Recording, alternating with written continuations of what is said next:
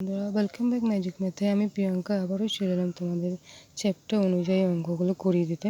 12 নম্বর পেজটার বাজার করি অঙ্কগুলো চলো করি। জিনিসের দাম দেখি ও কী কী কিনবো ভাবি। দেখো, প্রত্যেকটা জিনিসের নিচে দামগুলো কিন্তু লেখা আছে।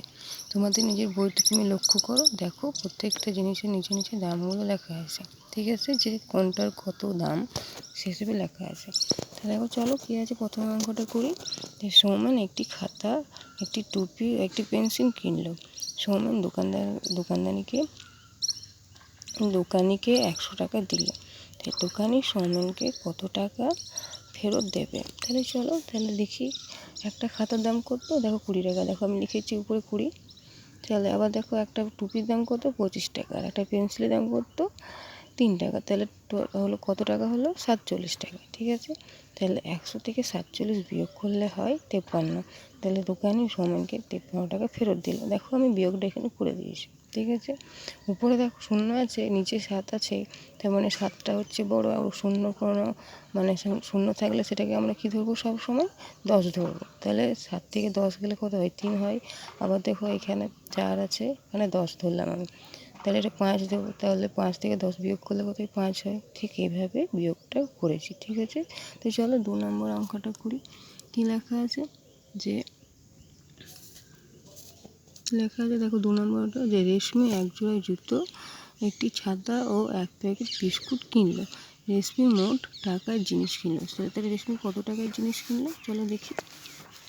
কী কিনেছে? 1 জোড়া জুতো। তাহলে 1 জোড়া জুতোর দাম এখানে কত? দেখি জুতো কোথায় আছে। এই যে 1 জোড়া জুতোর দাম হচ্ছে 80 টাকা। তাহলে 1 জোড়া জুতোর দাম হচ্ছে 80 টাকা। আর একটি ছাতা, তাহলে একটি ছাতার দাম হচ্ছে কত? 60 টাকা। আর 1 প্যাকেট বিস্কুট কিনলো। তাহলে 1 প্যাকেট বিস্কুটের দাম কত? 1 প্যাকেট বিস্কুটের দাম হচ্ছে 5 টাকা। তাহলে এই যোগটা হচ্ছে 5। তাহলে 8, 8, 9, 10, 11, 12, 13, 14। তাহলে রেশমি মোট 145 টাকার জিনিস কিনেছে। ঠিক আছে, তাহলে রেশমি মোট 145 টাকার জিনিস কিনলো। চলো 3 নম্বর অঙ্কটা দেখি। কী লেখা আছে? যে রাহুল 4টি আম ও 3 জোড়া কলা কিনলো। রাহুল দোকানিকে 10 টাকা দিল। তাহলে চলো দেখি কী লেখা আছে। একটি আমের দাম কত? তাহলে এখানে দেখি একটি আম, এই যে একটি আমের দাম কত হচ্ছে? 8 টাকা। তাহলে 4টি আমের দাম কত হবে? 4 গুণিত 8। তাহলে 3 জোড়া কলা সমান ড্যাশটি কলা। 3 জোড়া মানে কত? দেখো, একটি মানে একটি, আর দুটো থাকলে 2 জোড়া হয়, মানে দুটো থাকলে 1 জোড়া হয়। ঠিক আছে, তাহলে এখানে 3 জোড়া বলেছি, তাহলে কটা হবে? 6টা হবে। তা আবার লিখেছে যে আবার একটি কলার দাম। তাহলে একটি কলার দাম কত আছে? এই যে কলা, দেখো 4 টাকা। তাহলে 4 টাকা। তাহলে 6টি কলার দাম, তাহলে 6টি কলার দাম হবে 6 গুণিত 4। তাহলে কত হবে? 4 6 24 টাকা। আর সে তাহলে মোট কত টাকা কিনলো জিনিস?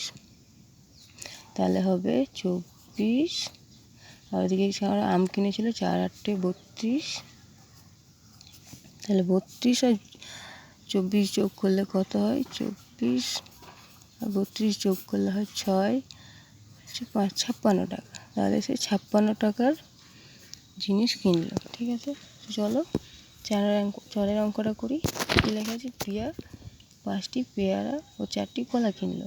চলো 5টি পেয়ারার দাম কত? পেয়ারা খুঁজি। দেখো এই যে পেয়ারা আছে, একটা পেয়ারার দাম 5 টাকা। তাহলে 5টা পেয়ারা কত হবে? 5 5 আর 25।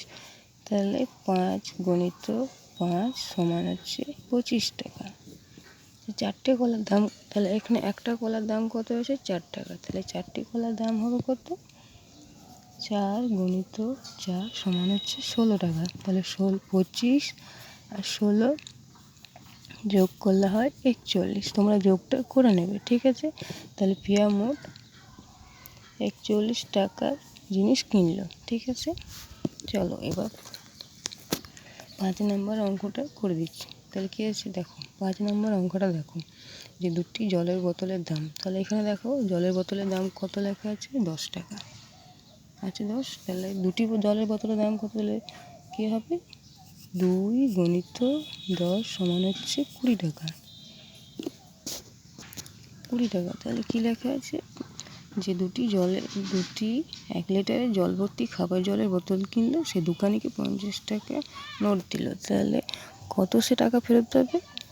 50 মাইনাস 20, তাহলে কত ফেরত পাবে? 30 টাকা সে ফেরত পাবে। ঠিক আছে, পরের অঙ্কটা আমি চ্যাপ্টার অনুযায়ী আবার করে দেবো।